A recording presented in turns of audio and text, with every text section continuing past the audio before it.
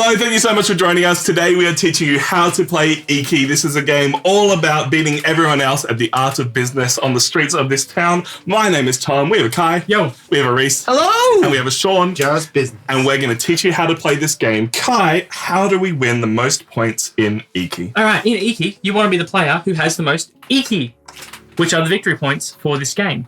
IKI is a measurement of your civic performance, how good you are at doing business and being part of the city. The game takes place over a series of rounds called months throughout the year, and each month is broken into a turn. On our turn, we're going to do a few different things. First of all, whoever the first player is going to take this little character here, who is their Ikizama. Please forgive my pronunciation of these words because I'm probably getting them completely wrong. Our Ikizama is going to go on this section of the board here, which is going to determine our player order and our movement speed later in the game. So once we have selected our player order, by putting our pieces on the board here, we're going to move from left to right to take phase B of our turn. Phase B is broken up into a few more pieces, so stick with me here. The first part of phase B is to either A, take income, which is taking 4 mons as your income. And you can take that as 4 individual mons or 1 big gold piece, which is worth 4 mons. You can take that income, or you can hire one of the characters who will be out in the market here. These characters represent workers in a market stall, which you can purchase for the cost shown in the top left corner of the card. Probably go a non-blue card. That would be no. Top left corner of the card, and then played in any of the open spaces on the board. When you play them out, you then place one of your kobuns or workers on that card, who's going to sit there and work that stall for you. After taking part 1 of the second phase of your turn, you'll then move on to phase 2, which is moving. You move your oyakata the number of spaces for the place you placed your first piece. So that could be 1, 2, 3, or 4 spaces, or for this first space, anywhere between 1 and 4. The downside to this space is that you don't get to take that first income or hiring step. You skip that and instead just take a single mon as compensation. Once you've moved the set number of spaces, you can then choose to take either the store action, the stall action, or both. But you can only do one of the stall actions if there are 2 cards there. So if you ended up at this space, you could do the stall action, which in this case is to pay 1 money to get a rice, or 1 money to build a building, which are these buildings here on the side. And then you could choose which one of these 2 you wanted to take. In this case, both of them are just gaining your resources, gaining a rice, or gaining 2 money.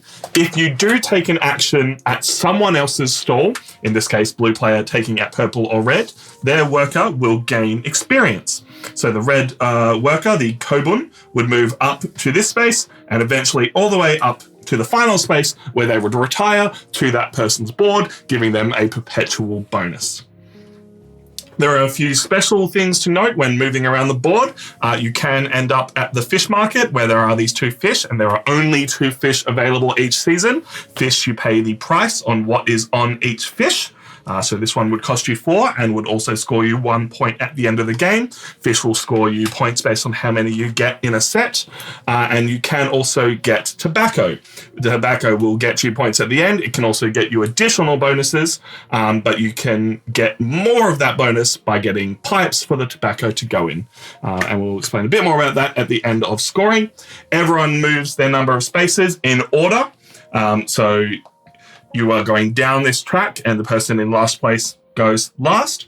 And the benefit of that is if you go first, you will get to go to these lovely workers first and get their bonuses before they retire. But if you go last, you will move around the board faster, because once you go past this space in the middle, you will get to experience up all of your workers. So if purple moved all the way around the board, all of their workers would move up. When you are moving around the board, you can spend sandals that you collect as you go. You can use sandals that you collect as you go around the board to increase your movement by 1. You can never decrease it, but for each sandal you spend, you can increase your movement as much as you want to. Once everyone has moved around the board and is sitting out here in the market, we've finished phase B of everyone's turn and we move on to phase C, which will change depending on the month that we are in. For months 1 and 2, that is simply placing a mon on any of the characters that haven't been purchased for that round so that they become more profitable or more enticing later in the game. In fact, if there is enough mon on that card to pay for it, you can use those to pay for the card, so you can actually get the card effectively for free, which is really cool. The last month of each season is payday. When you get to the gourd, you will get payment from each of your workers. So you have a look at the highest value or the value above where your kobun is, and you will get the value higher than that. So in this case, 2 workers. And if that worker has finished, if they have retired and moved over to your board and slid under there, which is what happens when they get full experience, you will get the bonus for any workers you have in their final space, in this case, 2 money every single time you get payday. When you move through that month into the next month after doing that, that is where things get a little bit interesting, because you get rid of any workers that are still available in the market. Those are only per season, so they will disappear. You will also then score points based on where things are around the market and who controls them. So you will score points based on each of these sections on the board, but also this middle section indicated with flowers.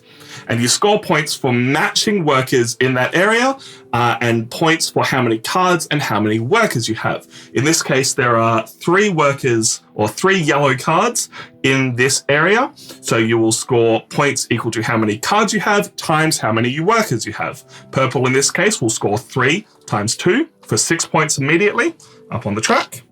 And red will score 3 times 1 for 3 points. So you do each of those areas, including these areas in the middle, which will score for both these areas and their special area there, multiplying for any combinations of more than 1 card that exist in that space. The final thing that you have to do when changing seasons is pay food for all of your workers. So any workers you have out on the field, you need to pay 1 rice for. You have to pay that if you can, and if you cannot pay the rice for one of those workers, you will choose one of your workers, or any more that you can't afford to pay for, remove that kobun back onto your board, and remove that card from the game entirely. So no retirement bonuses for that guy. That's pretty much the 2 main actions at the end of months. There are 3 stages throughout the game, however, where a fire will break out at the end of the 5th, 8th, and 11th month. When a fire breaks out, we shuffle this little pile of tokens, take one randomly, and that is the area of the street that catches fire. So in this case, the yellow market will catch fire up here. The fire's strength is indicated by the number on its round marker. So first 5, then 8, then 10 strength. When the fire breaks out, we have a look at the space that it is broken out in. If a player has a character in a stall there, we look at their firefighting track here to see what their firefighting ability is. If their firefighting ability is equal to or greater than the strength of the fire, they put it out, the fire stops, and nothing happens. If their score is lower than the fire's power, that character is killed, removed from the game, the kobun goes back to the player's board, and the fire spreads and continues down the market.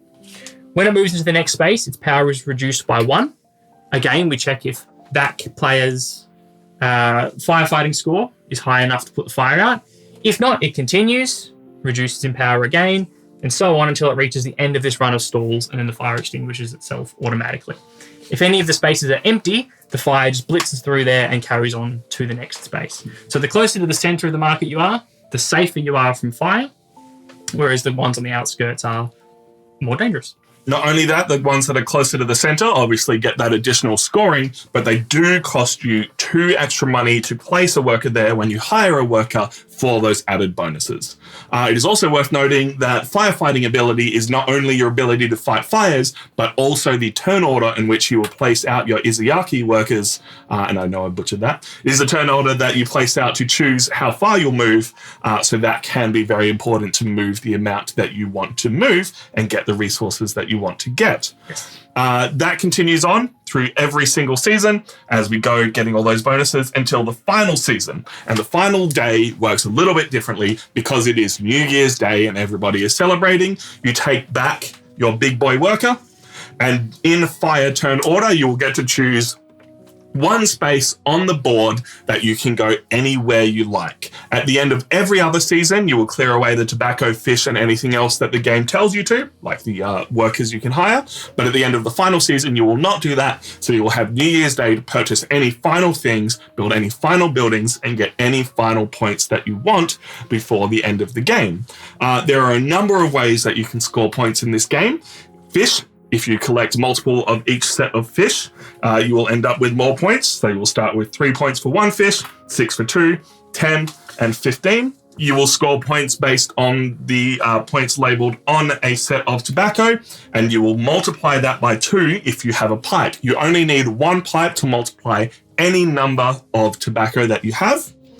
You will also score points based on collections of workers that you have put into your final board. So if you have one color of worker, you will get 1 point, all the way up to if you have 5 colors of workers, you will get 25 points. So it is squared. And it is worth noting in that final day, once everyone has experienced New Year's Day, all of your workers will return to your board, so you can score workers even if they haven't retired. You will also score points for the different resources. So if you have bought any of these lovely yellow Kobans, they are worth 3 points at the end of the game. You'll score 1 point for every 4 money that you have left over, and you'll score 1 point for each wood that you have left over. Rice and sandals are worth nothing. There's obviously lots of different abilities on different cards, which are going to come up. Oh yeah, what are those cards down the end of the board? So down the end of the board, we have buildings, and buildings are mostly an end game scoring. You will have to place a Kobun out to work a building. You will never get that Kobun back, and buildings can only be built at anywhere where there is a handler, which I believe is just this one space here to start with.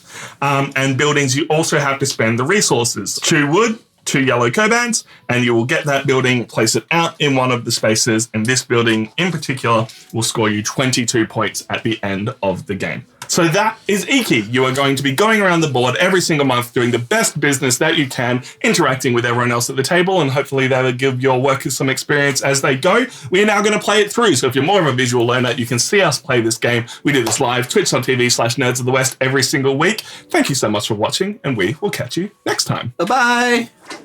Hello, we are Nerds of the West, and today we are teaching you how to play IKI. This is a game all about doing business down the streets of this wonderful town. We are the people that are going to be teaching you. My name is Tom. We have Reese. Jesus. I don't know whether I should keep that in. That's so perfect. God, the wrong or right time. You guys decide. Oh, I was like, don't pick me.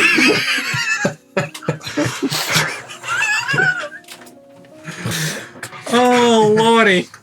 Who else have we got, Tom? I've got to start again. I'm going to edit that in at the end of the how to play so everyone can see that. I'm giving you content, man. That's my doing. I'm sorry. Good grief. Yeah, you got to reset. Let Tom. That's so funny. What was your plan if he didn't go to you? To just burp during my introduction? Just maybe like, I'll suddenly like... Gosh. Oh, that's a clip. Good grief. That's going to be on the... straight to the TikTok. No one. My God. All right. Holy That's moly.